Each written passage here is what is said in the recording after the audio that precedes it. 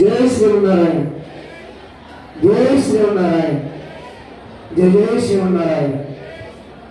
శ్రీవారి 20వ వార్షిక బ్రహ్మోత్సవాల్లో భాగంగా ప్రతిరోజు మనం విశేషంగా ప్రతి సంవత్సరం కూడా విశేషంగా ఇతోధికంగా దినదిన ప్రవర్తమానం అవుతున్నట్టుగా మనం ప్రతి సంవత్సరం చెప్పుకుంటున్నాము. మనం 3 కుండాలతో సుదర్శన హోమం మొదలుపెట్టేవాళ్ళు. 3 కుండాలు, ఇప్పుడు 11 కుండాలు వేశాం. భగవంతుని యొక్క శక్తి అనేటువంటిది హోమం ద్వారానే భగవంతుని శక్తి పెరుగుతుంది.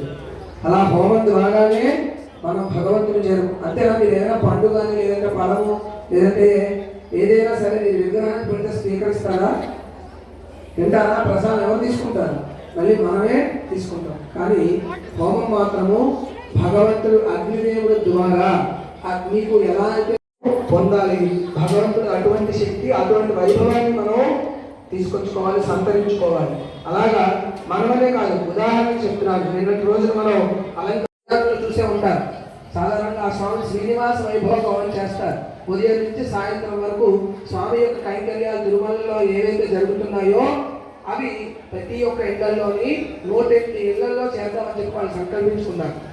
దానిలో భాగంగా పూజల, ఉయ్యాల, అలాగే అభిషేకము, ఉదయం సుప్రభాత సేవాకాలము, తదనంతరం జరిగేటువంటి ప్రసాదము, బాలభోగము, తర్వాత మహానైవేద్యము, సాయంత్రం కళ్యాణము, ఇలాగ పవలింపుతో కలిపి సాయంత్రం వరకు ఒక దేవాలయంలో ఏదైతే కైంకర్యాలు జరుగుతున్నాయో అవన్నీ కూడా ఎండల్లో చేస్తున్నా అనిపించడం కూడా భగవంతుడి యొక్క నిదర్శనమే. చూడండి, యాజ్ఞిక స్వామికి అనిపించిందంటే మన ప్రశాంత స్వామి ఎంత వైశిష్ట్యంగా మనుషుల్ని, మనసుల్ని, వాళ్ళ యొక్క ఆలోచనల్ని కూడా మార్చి వాళ్ళకి చాలా విశేషంగా అనుగ్రహిస్తున్నారు.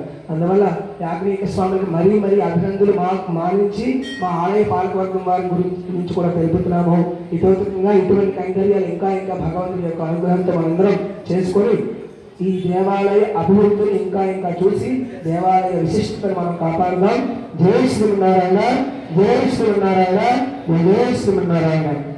సుదర్శన స్వామి కైంకర్యంలో భక్తులందరూ కూడా